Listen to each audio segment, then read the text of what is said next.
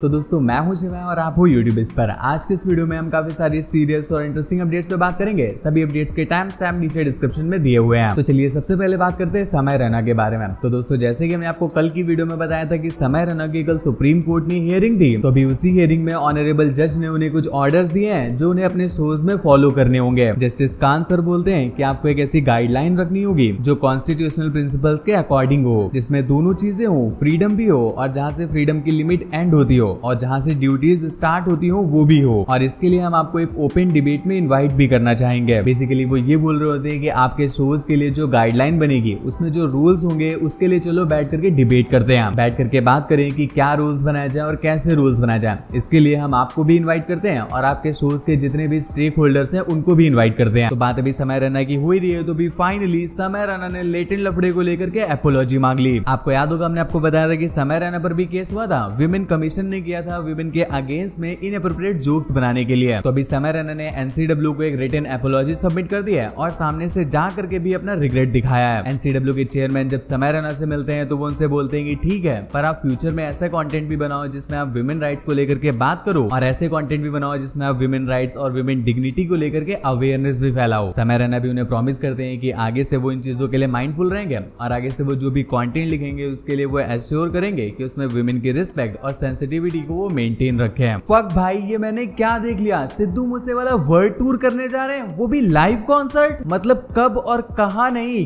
कैसे भाई कैसे। हम सभी जानते हैं कि अनफॉर्चुनेटली सिद्धू मूसेवाला इस दुनिया में नहीं है, पर अभी उनके ऑफिशियल इंस्टाग्राम अकाउंट से ये अनाउंसमेंट निकल करके आ रही है। इसमें बोलते हैं कि सिद्धू मूसेवाला का 2026 में वर्ल्ड टूर होने जा रहा है और इस वर्ल्ड टूर का नाम है साइन टू गॉड। पर अभी ये नहीं बताया जा रहा है कि भाई ये पॉसिबल कैसे होगा। अनाउंसमेंट के बाद डिफरेंट रिएक्शंस निकल करके आ रहे हैं। कुछ लोग उनकी लेगेसी को लेकर के बात कर रहे हैं, कुछ लोग ऐसे बोल रहे हैं कि भाई ने ड्रॉपिंग फ्रॉम हेवन को सीरियसली ले लिया। Girls, I can't go to school today due to my period. Boys, world tour after dying. मरने से घर नहीं चलता मित्र, ब्रो आई एम कमिंग। पाजी थम जाओ, पर लोग में भी वाईफाई लग गया। ऐसे करके और भी कितने सारे रिएक्शंस। नेक्स्ट अपडेट तो भाई भी लफड़ा मीवर का फेस एक्सपोज हो गया। दोस्तों जैसे कि हमने आपको 2 दिन पहले वाली वीडियो में बताया था कि लफड़ा मीवर ने प्रतीक कौशिक को एक्सपोज किया था, तो इसके बाद जो प्रतीक कौशिक के फैंस होते हैं वो लफड़ा मीवर से बिल्कुल भी खुश नहीं होते हैं। इवन वो लफड़ा मीवर को ही एक्सपोज करना स्टार्ट कर देते हैं। बहुत सारे लोग उनकी आइडेंटिटी रिवील करने लगते हैं, उनका एड्रेस रिवील करने लगते हैं, कुछ लोग उनकी फोटो भी रिवील करने लगते हैं। वैसे तो बहुत सारी फोटोज निकल करके आती हैं, पर ये जो फोटो आप अभी स्क्रीन पर देख रहे हो इसको खुद लफड़ा मीवर कंफर्म करते हैं कि हाँ भाई ये उनकी ही फोटो है जो इन लोगों ने लीक कर दिया है। वो लिखते हैं कि कुछ लोग मेरी 2019 की फोटो को डॉक्स करके ये सोच रहे हैं कि वो मुझे रोक लेंगे, तो मेरा सब कुछ लीक कर दे फिर भी मैं ना रुकूंगा। खुला कह रहा हूँ, डैश टेढ़ी कर लो, सारे ऑप्स एक साथ आ जाओ, बाप से फेम तो लोगे ही। कोई भी फोटो कोई भी स्क्रीनशॉट क्रॉप मार के मुझे टैग मार रहे हैं, किसी भी बंदे को डॉग्स करके मेरी फोटो बता रहे हैं। इस लफड़े के बाद वो कुछ ज्यादा ही भड़क जाते हैं और प्रतीक कौशिक को एक्सपोज करते हुए उनकी बेस्ट फ्रेंड की कॉल रिकॉर्डिंग पब्लिक कर देते हैं। ये कॉल प्रतीक के बेस्ट फ्रेंड ने प्रतीक के साथ लफड़ा खत्म करने के लिए किया था, पर एक सेगमेंट में वो खुद ये एडमिट कर लेते हैं कि भाई मैं मानता हूँ कि प्रतीक ऐसा कर सकता है, मतलब 15 साल की बच्ची के साथ वो ये सब कर सकता है, ऐसा वो खुद बोलते हैं। मैं आपको छोटी सी क्लिप दिखाता हूँ, आप देख सकते हो। नोट कर लो भाई,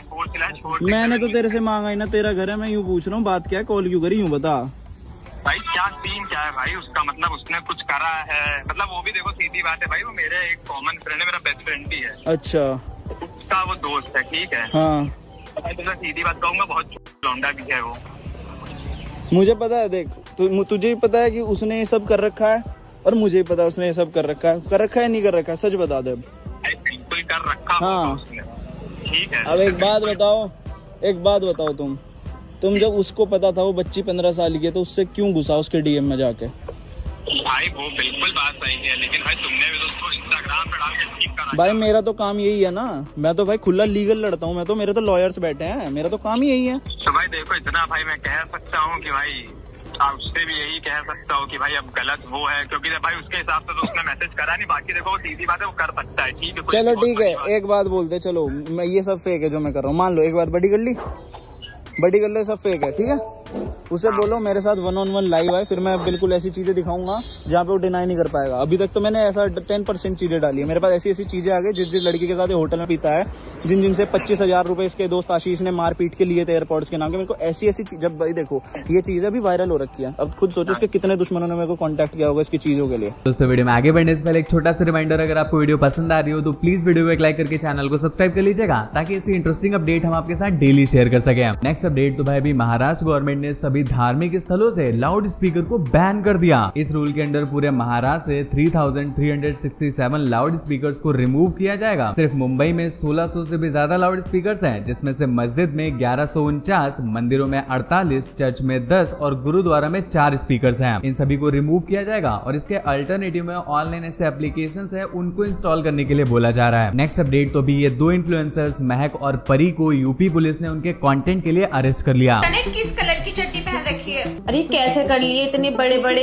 ये अपने कंटेंट में बेहिसाब गालियां देते थे और सिर्फ अश्लील टाइप का ही कंटेंट बनाते थे। इनको लेकर के लगातार रिपोर्ट करी जा रही थी, पर जब यूपी पुलिस को इस बारे में पता चलता है तो वो इन दोनों कंटेंट क्रिएटर को और इसके साथ साथ जो इनका एक मेल कैमरामैन होता है उसे भी अरेस्ट कर लेते हैं। इस पर बात करते हुए पुलिस ऑफिसर बोलते हैं कि ये कंटेंट क्रिएटर महीने का लगभग 35,000 रुपए कमाते थे और इन पैसों के साथ साथ सस्ती पॉपुलैरिटी के लिए भी वो ऐसा कंटेंट बनाते थे। नेक्स्ट अपडेट तो भाई जो आप अभी स्क्रीन पर देख रहे हो, ये आपका एक्स्ट्रा टॉपिंग्स वाला फार्म हाउस पिज्जा नहीं है, ये one of the most detail picture of a cell है। अगर मेरी तरह आप भी हिंदी माध्यम से पढ़े हो तो भाई ये कोशिका की one of the most detail pictures में से एक है। ये फोटोज अभी इंटरनेट पे काफी ज्यादा वायरल हो रही हैं, तो हम आपको क्लियर कर दें कि ये एक्चुअल फोटोज नहीं है, ये एआई जनरेटेड फोटोज हैं। अगर इन फोटोज को देखने के बाद आपको भी नॉस्टैल्जिया आया है तो नीचे कमेंट्स में बताना है कि सेल का पावर हाउस किसको बोलते थे, हिंदी में बोले तो भाई कोशिका का ऊर्जा केंद्र किसको बोलते थे। नेक्स्ट अपडेट तो भाई ये न्यूज सुनने के बाद पूरे मर्द समाज में खुशी की लहर दौड़ने वाली है। वो ज्योति मौर्य और आलोक वाला केस तो आपको याद होगा, बीच में काफी ज्यादा वायरल हुआ था, जिसको लेकर के आलोक ये बोल रहे थे कि उन्होंने सफाई कर्मचारी बनकर के अपनी वाइफ को पढ़ाया लिखाया और एसडीएम बनाया, पर एसडीएम बनने के बाद उनकी वाइफ ने उन्हें ही छोड़ दिया। तो अभी इसी केस को लेकर के आलोक ने अपनी वाइफ ज्योति मौर्य से एलिमनी डिमांड कर दी है। बेसिकली वो ये बोल रहे होते हैं कि आलोक कमाते हैं पर उतने से पैसों में उनका पूरा नहीं पड़ पाता है, इसलिए जो उनकी वाइफ है ज्योति मौर्य वो कैपेबल है